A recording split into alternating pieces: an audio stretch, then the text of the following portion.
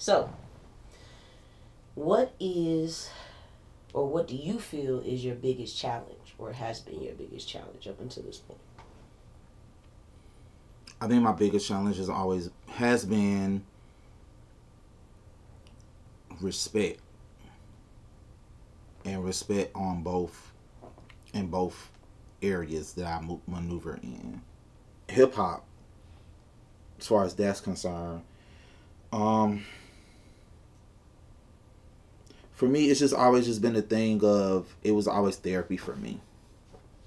Like it literally just it was always therapy for me. Like I remember the first time I heard a rap song period was watching MTV, and Run DMC Walk This Way came on, and I just looked at them and I was like, oh, all they doing is talking. I can do that, and started like writing raps from there. And there were moments where it was like, I don't really think I'm that good, and then I would stop, and then I would watch, and then Nas came out with "The World Is Yours," and I was like, let me start this back up again, and then I would stop, and then Biggie came out with his verse on Craig Matt Flavor in Your Ear remix, and then I was like, oh, okay, like I really want to rap again. Like I do. I want to rap again. But so being from Atlanta, it always used to be a thing of cats in Atlanta. I always felt like you had to sound like you had to sound like somebody from New York, or you had to sound like somebody from LA. You had to sound like the East Coast, or you had to sound like the West Coast. Like before then, like we had rappers like and cats that rapped, like Scarface rap. Scarface was a rapper. Ghetto Boys was rappers. 8 Ball and MJG, them cats was rappers. But it was like they didn't define in their music, they didn't define their sound as like the southern sound. Like UGK, they was rappers, but it wasn't like, yo, we represent the South. So it wasn't until Outkast dropped that I was just like, oh, so we can do this and really rep where we was from. And for me, I think the moment for me that kind of like really did it, I was at my Aunt Cat house. I was at my Aunt Cat house, and it was Christmas Day. And so I was, BET at that time. I think that was either Video Soul or Planet Groove era. So that was like 93. So these two dudes come walking into the crib, and I'm on the floor at my Aunt Cat house, and I'm watching television. And I look behind me, and they sitting on the couch, and the one to the right of me was like, yeah, bro, what's going on? I was like, man, what's up? My name's Jamil. And he was like, what's up? My name Andre. And I was like, all right, then, cool. And then the other dude to the other side of me, to the left side, he was like, yeah, my name Antoine, but they call me Big. So then my cousin come walking up the steps, and my cousin Pat, he come walking up the steps. He look at the two, and he was like, yo, y'all ready to go? I was like, yeah. So then they leave. They leave the house. I think like maybe 3-4 months after that, I'm watching Rap City.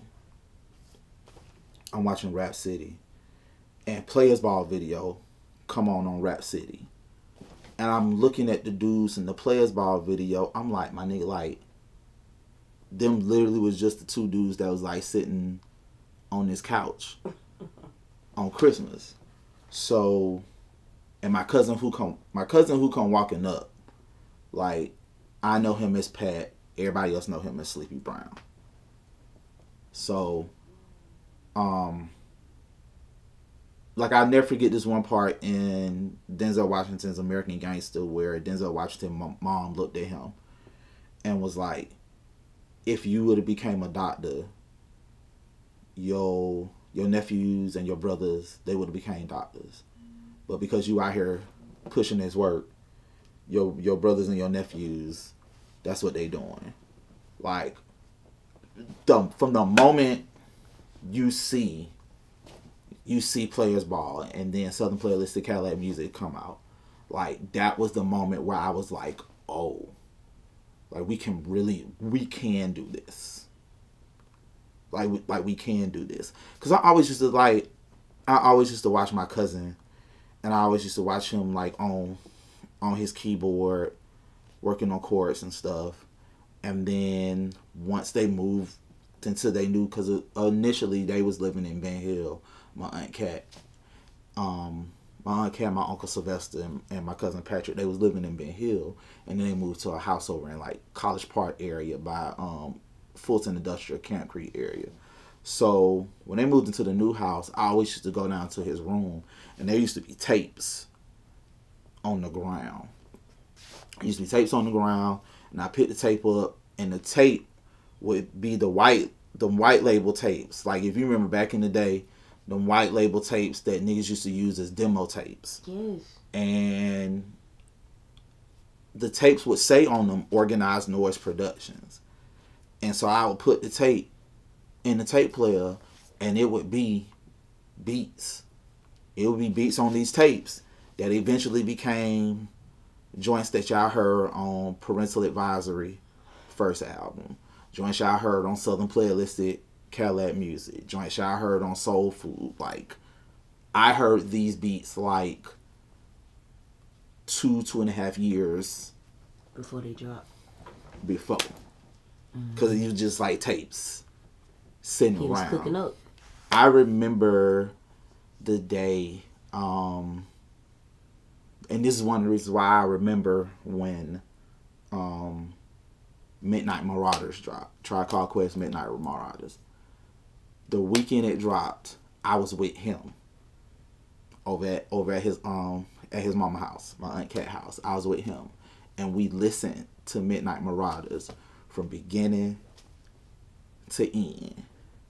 And he was like, when it was done, he was like, he's like, Jamil, I gotta go. Jamil, I gotta go. And I remember talking to him recently, like maybe like a couple of months or like a year ago. He was like, yeah, I remember that day too. He's like, I looked at you and I said, I gotta go. And I left and I went to the dungeon. And I said to myself, I asked him, I was like, yo, what did y'all make that day? Because that's midnight, like, that's electric relaxation. That's lyrics to go. That's a award tour. Like, what did y'all make that day? Because, like, I can only imagine what y'all made. I was like, that's Tribe. Like, Outkast has literally said in interviews, that's the group. That's their single greatest influence. Like, the day, they said this in an interview one time, and my cousin said in an interview too. He met them at the bus station that's on the corner of Headland and Delow. He walked them up the hill. Shout out to my little brother FAME. He know the exact beauty supply store that I'm talking about, because the day Black Superhero Music went and performed in Atlanta for the first time, I took him to that beauty supply store. I took him to the very beauty supply store. Like, I walked him up the hill, because my dad literally lived right around the corner from that store. I walked that family up the hill. We walked in the beauty supply store. I said, now ask me, I looked at him, I said, now ask me where you at.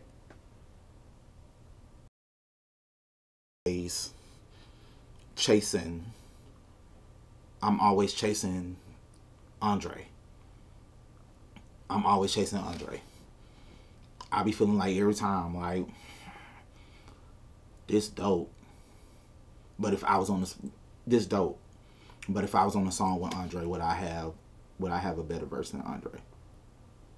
It's like every time I write, that's literally my frame of mind. this a dope verse, but if I'm on a song with Andre, and this the verse that I had to use, would this be a better verse than Andre verse? And I've always approached writing that way, and people be thinking I'm crazy, but I'd be like, bro, like Andre 3000 is literally the greatest MC ever, like arguably the greatest MC ever, and he from my town, he literally from my era.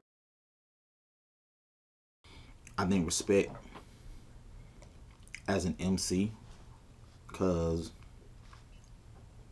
one of the things about me, I don't use any profanity in my lyrics. So like sometimes cats don't be really taking me serious as an MC because of the content, and I really try to understand why. Because like, you know, on any given day, I feel like I can give you some metaphors, I feel like I can give you some imagery that is better than a lot of the dudes within the industry right now. As an organizer, I think sometimes either because of the fact that I'm not really accredited with like a lot of degrees and stuff, or because some of the people that I deal with has known me before acquiring this job with Black Voters Matter, I don't get taken seriously a lot in the state. But I really care about this state. I really care about this state. I really care about Black people in this state.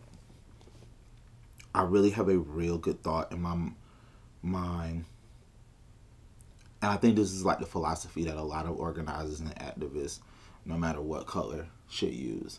I feel like if we take care of the most marginalized person in this country, and it's been heavily documented that the most marginalized person in this country is Black women and Black trans women. If you take care of the most marginalized person in this country, everybody else winning. Because if Black women winning, like, it's like this trickle down economic stuff, that junk ain't never worked. Like it's never worked. Reaganomics has never worked. See what it did to Black people in the 80s. Reaganomics ain't never worked. Let's try something new. I think it was either the second week of this month of August. You just had Black Women Equal Pay Day. And that's literally the day that signifies when Black women make the same dollar that white men make in a year.